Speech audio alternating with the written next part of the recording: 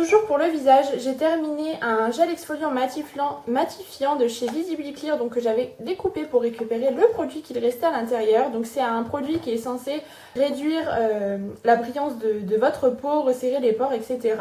C'est un produit que j'ai plutôt bien aimé, mais au niveau de la texture, ça m'a un peu gênée. Enfin, les grains étaient assez gros, donc j'ai bien aimé.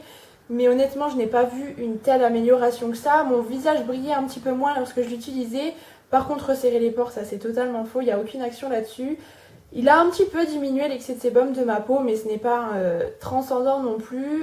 C'était à la mandarine et au citron vert. Donc l'odeur était très agréable, c'était quelque chose de frais et utilisé. Oui, j'ai vraiment beaucoup aimé. Après, je ne sais pas si je rachèterai puisque cette gamme, je commence à avoir fait un petit peu le tour. J'ai testé pas mal de produits chez Visibly Clear, Neutrogena. Et je pense me faire une nouvelle routine soin parce que voilà, je me suis un petit peu lassée de ces produits. C'est plutôt bien, mais c'est pas non plus extra. Ensuite, du coup, toujours de ma routine, j'ai terminé ma crème. Donc c'était de chez L'Oréal, la triple active jour que moi j'utilisais. Enfin, vous pouviez l'utiliser le matin et le soir. Moi je l'utilisais uniquement le soir puisqu'elle était trop grasse pour le matin. C'est une crème qui apportait l'hydratation nécessaire à ma peau. Elle était très agréable, que ça soit au niveau de la texture. C'était une odeur très très neutre, honnêtement, il n'y avait aucun souci là-dessus. J'ai bien aimé l'utiliser, mais ça c'est pareil, j'ai dû finir 2 ou 3 tubes comme ça, donc j'ai envie de changer, d'utiliser d'autres produits, donc je ne rachèterai pas, mais elle est plutôt pas mal. J'ai fini également l'huile démaquillante de chez DHC, donc c'est une huile que j'ai vraiment beaucoup aimée. C'est une huile démaquillante, mais qui pour le coup retire la totalité de votre make-up. Que ça soit le maquillage du teint, le maquillage waterproof, des ombres crème qui vraiment attachent la matière, elle enlève tout. Vraiment, je vous assure, lorsque je sors de la douche, je n'avais plus rien sur le visage. Moi, les huiles comme ça avec un format pompe que vous utilisez sous la douche, c'est super. Vous n'avez pas besoin d'utiliser de coton.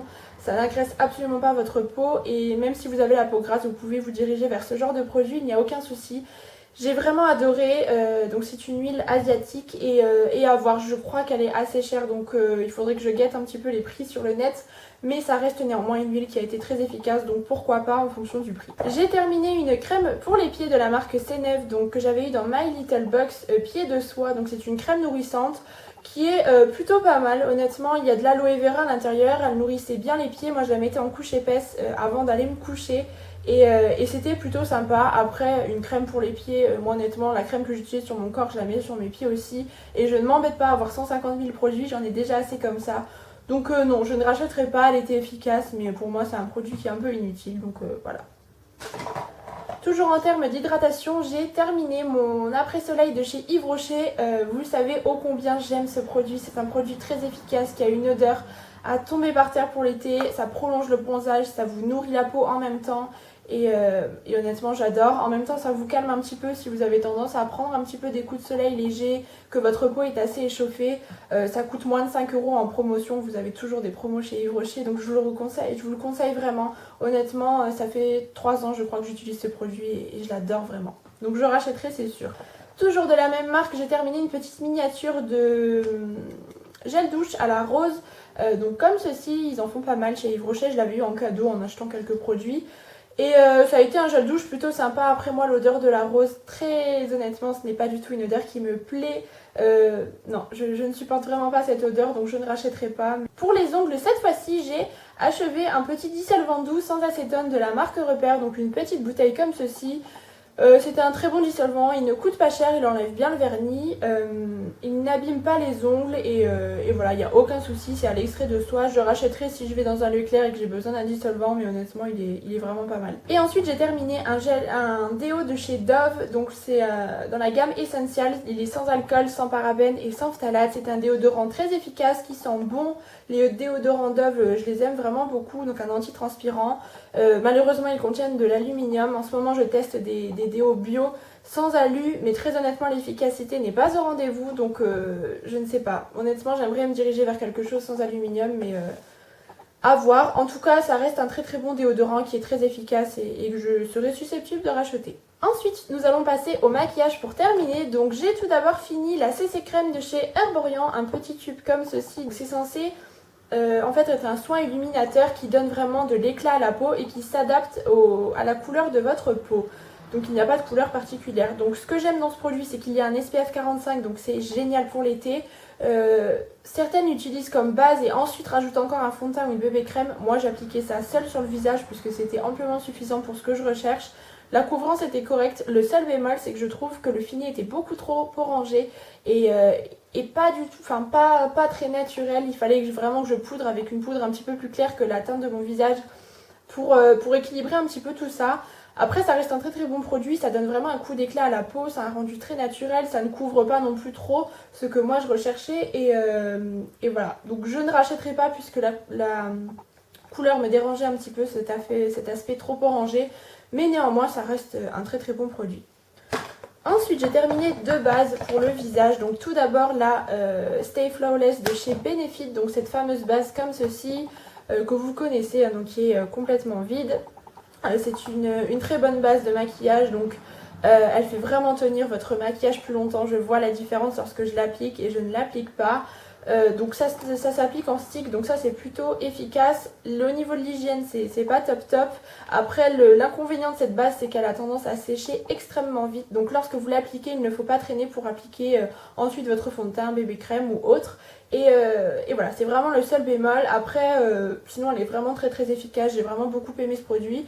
Je ne la rachèterai pas pour le moment puisque j'ai envie de tester plein d'autres bases, vous vous en doutez, mais si vous cherchez une bonne base, honnêtement avec un moins 20% chez Sephora, c'est plutôt pas mal. Et j'en ai fini une également de chez Kiko que j'avais depuis une éternité, c'est la Skin Tone, donc ça c'était la corrector en teinte 03 Peach, donc qui était censé donner vraiment un coup d'éclat à la peau, vous donner un effet bonne mine, puisqu'à l'intérieur vous aviez des petites nacres. Donc ce qui est génial là cette fois-ci c'est que vous avez un format pompe, donc c'est pratique pour délivrer le produit, vous pouvez quand même plutôt bien doser. Après honnêtement, j'ai pas vu de nette différence lorsque j'utilisais ce produit ou que je ne l'utilisais pas. Pour moi ce n'est pas une très très bonne base de maquillage, je ne vous la recommande pas particulièrement. Elle donnait un coup d'éclat, certes c'est sûr, ça donnait un petit effet un petit peu glowy et bonne mine, il n'y a aucun souci, mais pour moi elle n'avait pas l'utilité d'une base de maquillage pour faire prolonger la durée de votre make-up, donc non, je ne rachèterai pas.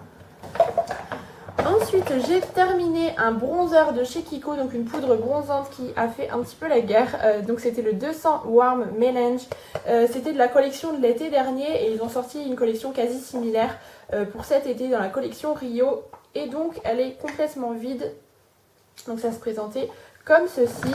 Je l'ai vraiment totalement fini, je l'ai utilisé un petit peu avec ma maman, du coup elle me l'a piqué de temps en temps, c'est pour ça qu'elle est descendue aussi assez rapidement, elle l'a vraiment beaucoup aimé elle. Et c'était plutôt sympa. En attendant j'ai d'autres poudres bronzantes donc je ne rachèterai pas.